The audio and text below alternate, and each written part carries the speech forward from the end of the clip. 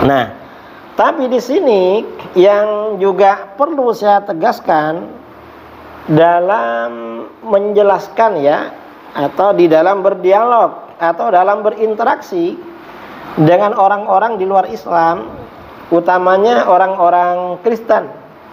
Kalau kita merujuk kepada kitabnya Syekh Rahmatullah, kitab Izharul Haq ini ada beberapa poin yang perlu kita tahu.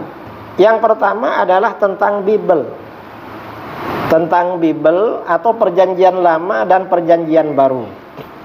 Ini menjadi kajian utama. Gimana kajian pertama?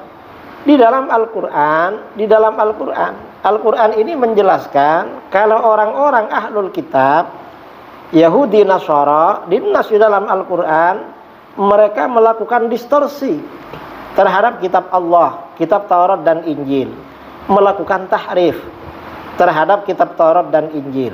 Nah, hal seperti ini PR bagi kita. Mengapa menjadi PR? Kita memang yakin apa yang disampaikan oleh Al-Quran pasti benar, bahwa orang Yahudi Nasara melakukan tahrif, distorsi terhadap Taurat dan Injil, Bible, perjanjian lama dan perjanjian baru. Tetapi kita harus mampu membuktikan, baik kepada umat Islam sendiri maupun kepada umat yang mengikuti Bible itu sendiri. Mengapa? Untuk membuktikan kalau Al-Quran ini benar dan bahwa kitab mereka salah, sudah terjadi tahrif. Jadi begitu. Karenanya memang perlu ada orang-orang yang konsentrasi, yang fokus mengkaji masalah seperti ini, untuk membuktikan kalau Bible, perjanjian lama dan perjanjian baru ini benar-benar terjadi tahrif, terjadi distorsi.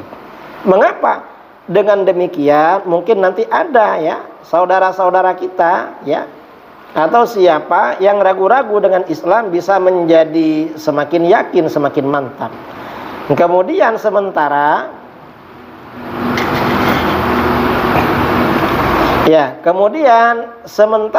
orang-orang di luar Islam setelah mendapat pembuktian adanya distorsi di kitab mereka, siapa tahu di antara mereka mendapatkan hidayah lalu masuk Islam.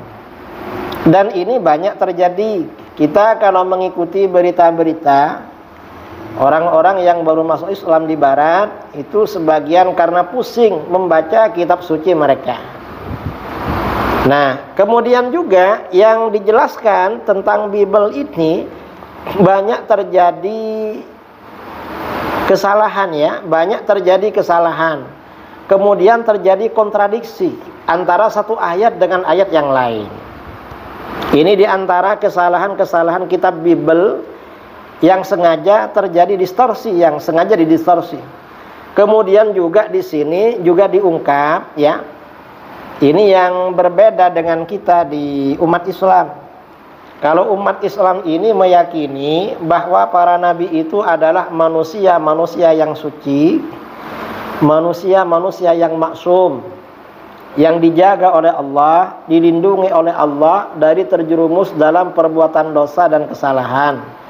Tetapi ternyata di dalam Bible itu ada ayat-ayat, di dalam kitab-kitab ahlul kitab ada ayat-ayat yang menjelaskan kalau mereka ini ada para pelaku dosa besar, para nabi. Para nabi ini pelaku dosa besar. Dan ini gak mungkin terjadi seperti itu. Artinya apa? Ini bukti kalau kitab Bible ini sudah mengalami distorsi, terjadi distorsi. Dan mungkin masih banyak aspek ya, kalau Bible itu benar-benar mengalami distorsi. Ini kajian pertama ya yang menjadi PR, dan ini sudah dijelaskan oleh ulama kita yang pakar kristologi, Syekh Rahmatullah Al-Hindi Al-Utsmani dalam kitabnya Izharul Haq. Beliau sudah menjelaskan di sini. Nah, kemudian lagi selain masalah ini yang berkaitan dengan Islam, yang juga perlu dijelaskan adalah status Nabi Isa alaihissalam. Kalau kita kan meyakini Nabi Isa ini seorang nabi, seorang rasul, hamba Allah. tetapi orang Kristen itu mempertuhankan mereka.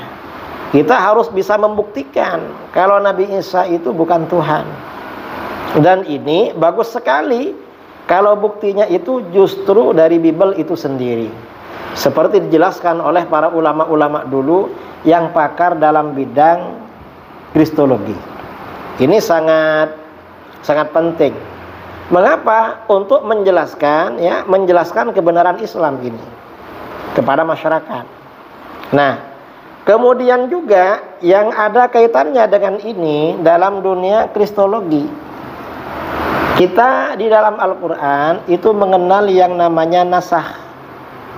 Nasakh itu artinya perubahan sebagian hukum-hukum syariat itu oleh Allah itu dirubah. Dan itu terjadi baik perubahan dari nabi sebelumnya pada nabi berikutnya. Misalnya sebagian syariat yang ada di Yahudi yang berkaitan dengan fikih itu dirubah di dalam syariatnya Nabi Isa alaihissalam. Kemudian syariatnya Yahudi dan Nabi Isa yang berkaitan dengan fikih dirubah oleh syariat Islam. Nah, hubungannya dengan kristologi apa? Orang Yahudi dan orang Nasrani menolak yang namanya nasakh. Nasakh kata mereka gak mungkin terjadi kalau itu dari Tuhan. Kalau menurut kita ya terjadi, karena ada ayatnya di dalam Al-Quran. Mengapa terjadi? Nasakh itu tujuannya ya hukum itu berubah karena kondisional, karena berkaitan dengan situasi. Setelah situasi berubah maka hukum berubah. Itu hanya sebagian hukum saja yang terjadi nasakh. Nah, agama lain di luar Islam, Yahudi Nasara, itu menolak terjadinya nasakh. Ini diantara bahan dalam dunia kristologi ya yang perlu kita kuasai. Ya, saya sendiri ya sebenarnya tidak menguasai betul masalah ini. Kemudian juga ya, yang menjadi bahasan di dunia kristologi adalah membuktikan kenabian Nabi kita, Nabi besar Muhammad SAW. Ini perlu dibuktikan. Karena orang-orang Yahudi Nasrani itu menolak kenabian beliau. Dan bagus sekali kalau bukti-bukti kenabian beliau SAW itu buktinya justru diambil dari Bible. Dan ini banyak dilakukan oleh pakar kristologi kita, bahwa Nabi kita ini memang benar-benar Nabi, itu buktinya dari Bible. Nah, kalau kita umat Islam membuktikan kenabian beliau, ini banyak sekali. Membuktikan apa? Yang pertama dari Al-Quran. Al-Quran ini merupakan salah satu bukti kalau Nabi kita Muhammad SAW adalah seorang Nabi. Mengapa Al-Quran menjadi bukti? Karena Al-Quran ini benar-benar menjadi mukjizat. Mukjizat yang berlaku hingga hari kiamat. Dan sampai sekarang masih ada. Ini Al-Quran. Baik kemukjizatan Al-Quran ini pada masa turunnya, misalnya ditinjau dari segi susunan bahasanya, kemudian juga rangkaian-rangkaian ayatnya, ini mukjizat yang luar biasa, di mana manusia yang ahli sastra sekalipun itu tidak mampu menyusun susunan narasi yang nilai sastranya seperti Al-Quran, itu tidak mampu. Karenanya dulu banyak ahli sastra Arab begitu mendengar ayat-ayat Al-Quran itu masuk Islam. Mengapa? Karena Al-Quran ini memang benar-benar dari Allah. Manusia gak mampu melakukan seperti itu. Nah, dan Al-Quran, kalau kita ini mampu membuktikan kebenaran Al-Quran, maka secara otomatis, secara tidak langsung kita berarti membuktikan kalau baginda Rasulullah SAW itu adalah seorang nabi. Jadi begitu. Memang perlu ini membuktikan kebenaran Al-Quran. Dan ini akhir-akhir ini semakin banyak ya berita orang-orang Barat, orang-orang Kristen atau Yahudi Mengapa dia masuk Islam? Katanya sebagian karena penasaran dengan Al-Quran, mau mencari kelemahan Al-Quran.